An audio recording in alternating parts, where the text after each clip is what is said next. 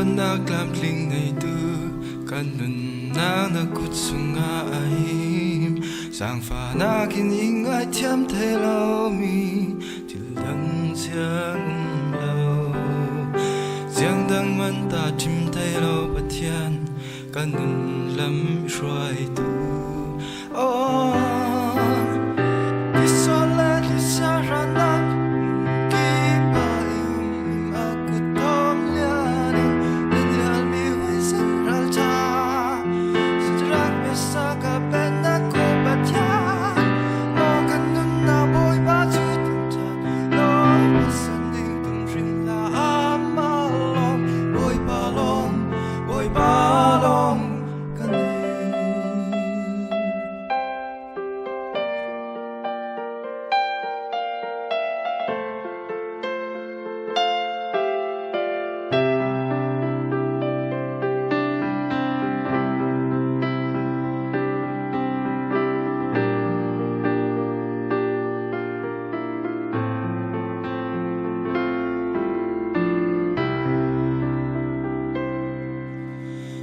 đón na làm linh ngày tư cắt xoal nang hoa in ai thiam tây tư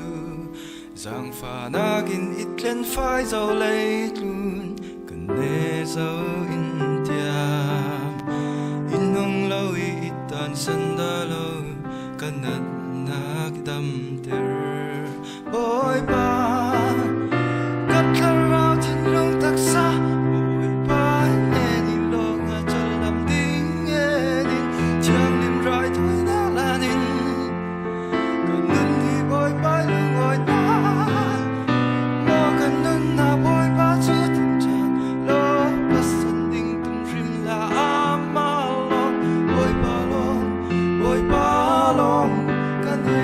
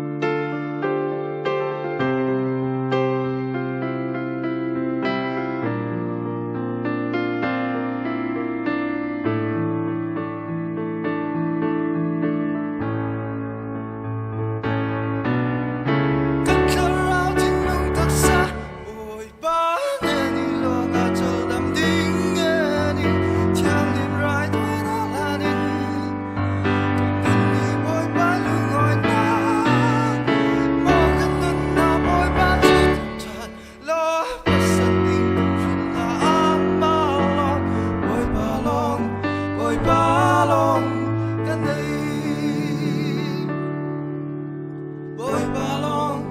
bôi ba